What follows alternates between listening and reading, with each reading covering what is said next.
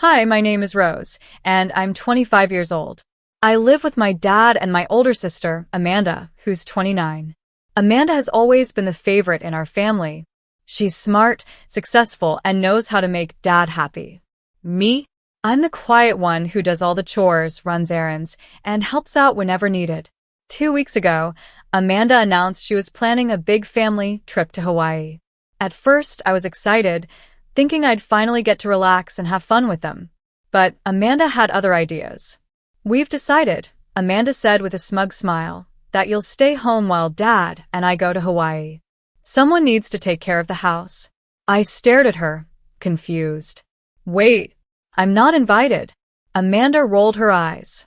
"Rose, it's not about being invited. Someone has to keep things running here."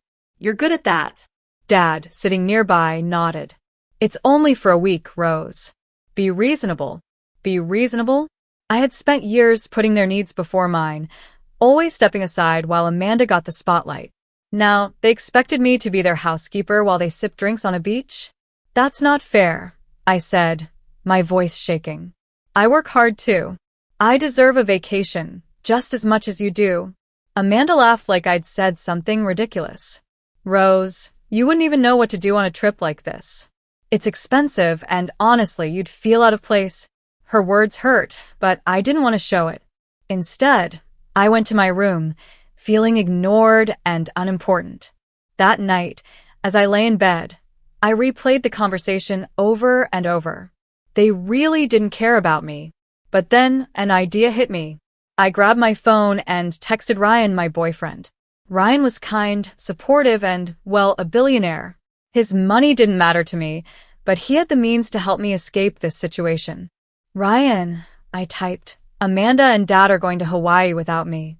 They expect me to stay home and take care of everything. I'm so frustrated." His reply came quickly. "That's ridiculous. Pack your bags. I'll take you to Hawaii myself." My heart raced. Was he serious? The more I thought about it, the more I realized I wanted to go. I wanted to prove I wasn't just the quiet sister who stayed behind. "Are you sure?" I asked. "Absolutely," he replied. "I'll send the jet tomorrow morning." A private jet. Ryan had one, and he was offering to take me on the trip of a lifetime. I smiled, imagining Amanda and Dad's faces when they found out. The next morning, I packed my bag quietly.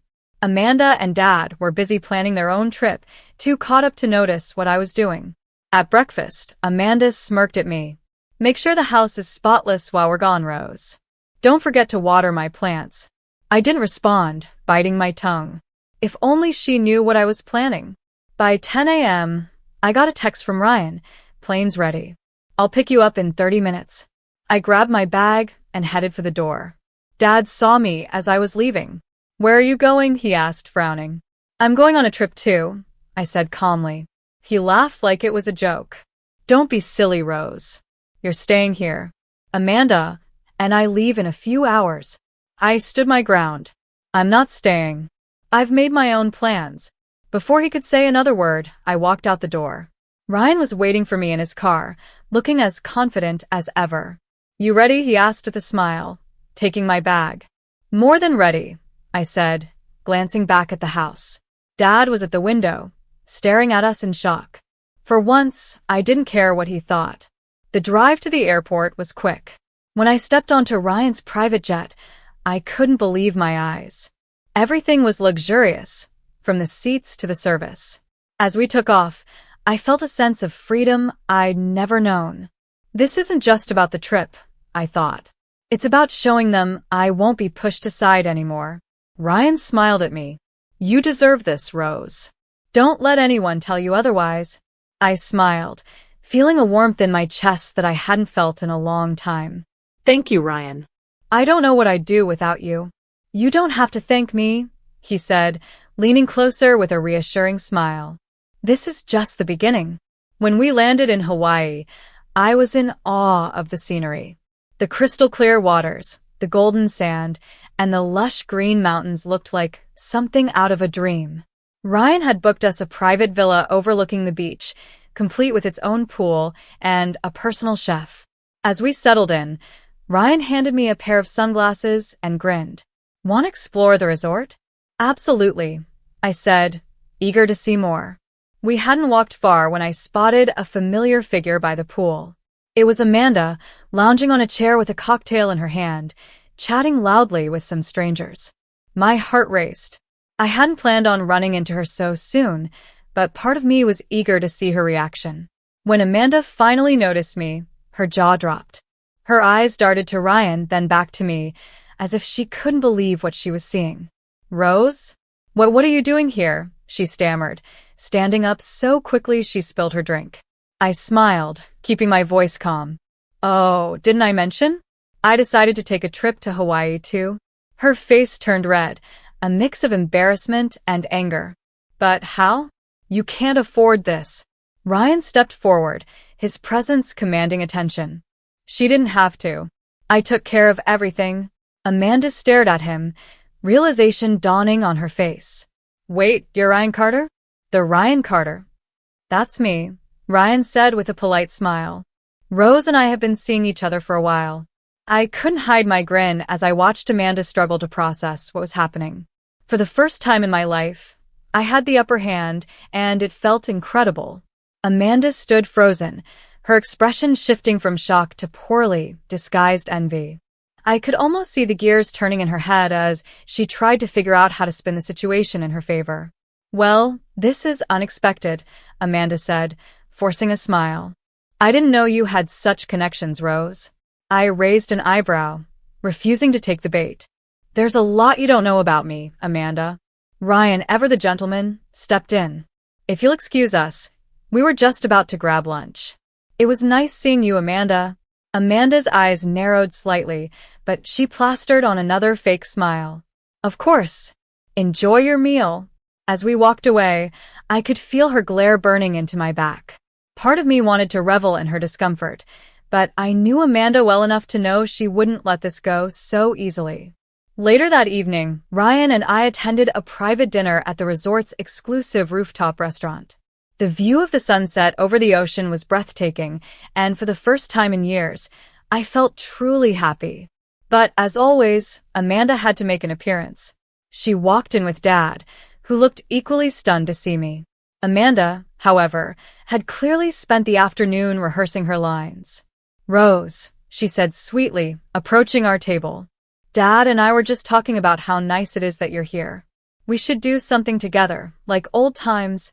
I set my fork down, meeting her gaze. Old times? You mean the times when I was left behind to clean up after everyone? Amanda's smile faltered, but she quickly recovered. Come on, Rose, don't be like that. You know we've always cared about you. Ryan, sensing my frustration, placed a reassuring hand on mine. Rose doesn't owe anyone an explanation. She's here to enjoy herself, just like everyone else. Dad finally spoke up, his voice gruff. Rose, I don't know how you managed all this, but don't you think it's a bit much? A private jet? A villa? This isn't you. I felt my anger rise, but I kept my voice steady. No, Dad, this is me. The part of me you've always ignored because you were too busy catering to Amanda. Dad looked taken aback, but Amanda wasn't done. Rose, don't turn this into a scene. Let's talk privately. No, I said firmly, standing up. I'm done being dismissed and talked down to. You two can enjoy your trip, but I'm not here to play along with your games anymore. With that, I grabbed my purse and Ryan and I left the restaurant. I could feel Amanda and Dad's stunned stares following us as we walked away, but for once, I didn't care. The next morning, Amanda showed up uninvited at our villa. Ryan was out making arrangements for a surprise, so I was alone when she arrived. Rose, we need to talk, Amanda said, her tone unusually serious. I crossed my arms. What is it now? Amanda hesitated, then sighed dramatically. Look, I'll admit I've been hard on you. But you have to understand, Dad and I were just trying to protect you. We didn't think you were ready for, well, this kind of lifestyle. Protect me? I repeated, incredulous. You mean control me? Her face tightened, but she pressed on. Fine. Maybe we made mistakes. But now you've got this amazing opportunity, Ryan.